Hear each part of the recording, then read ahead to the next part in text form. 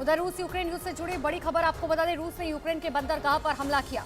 खबर है कि डैन्यूब बंदरगाह पर रूस ने 25 ड्रोन से हमला किया। हमले में बंदरगाह तबाह हो गया। यूक्रेन ने इस बात का दावा किया कि 22 ड्रोन को मार गिराएगा और हमले में 2 लोग घायल हो गए। हमले के बाद बंदरगाह में भीषण आग लग गई। हालांकि यूक्रेन ने कुछ ही देर में आग पर काबू पा लेने का दावा किया। और इसी बीच समंदर में उठे शक्तिशाली तूफान ने ताइवान के दक्षिणी इलाकों में रह रहे लोगों को हिलाकर रख दिया। बताया जा रहा है कि तूफान इस साल का सबसे ताकतवर तूफान है।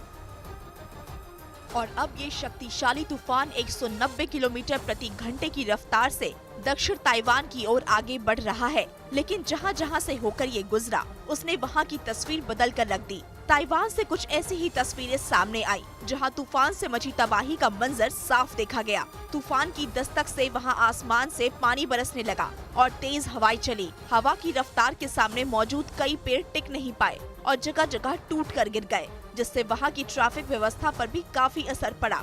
यही नहीं, बिजली के खंभों और लोगों के मकानों को भी इससे काफी नुकसान पहुंचा। ऐसे में एहतियात बरतते हुए सैकड़ों मकानों की बिजली काट दी गई, जिससे लोगों में खौफ और बढ़ गया। यही नहीं, इस तूफान को देखते हुए कई उड़ानों को रद्द कर दिया गया।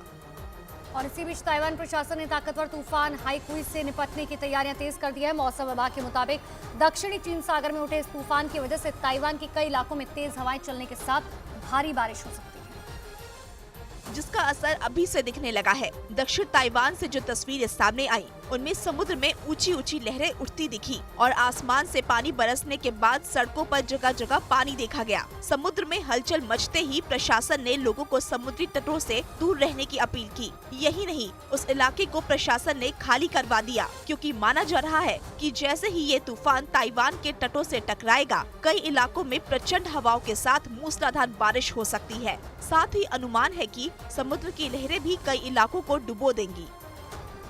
और इस तूफान के बढ़ते खतरे ने ताइवान को दहला दिया है। आशंका ये जताई गई कि हाईकुई तूफान से ताइवान में भारी तबाही मच सकती है, जिसे देखते हुए कई शहरों में अलर्ट जारी किया गया, क्योंकि हाईकुई तूफान तेजी से ताइवान की तरफ बढ़ रहा है। इस भीषण खतरे को देखते हुए ताइवान में इमरजेंसी का ऐलान कर दिया गया। इसके साथ ही वहां के प्रशासन को तूफान से निपटने की तैयारी करने के निर्देश दिए गए। इस बीच दक्षिण ताइवान के निचले इलाकों में रहने वाले लोगों ने तूफान की लहरों से बचने के लिए रेत की बोरियां जुटानी शुरू कर दी। यही नहीं, समुद्र तट के आसपास वाले इलाकों से करीब 3000 लोगों को सुरक्षित जगह पहुंचाया गया। इस तूफान की चपेट में आने की वजह से 44 से ज्यादा लोग घायल हो गए। इतना ही नहीं, तूफान की वजह से कई उड़ानों को रद्द कर दिया गया है।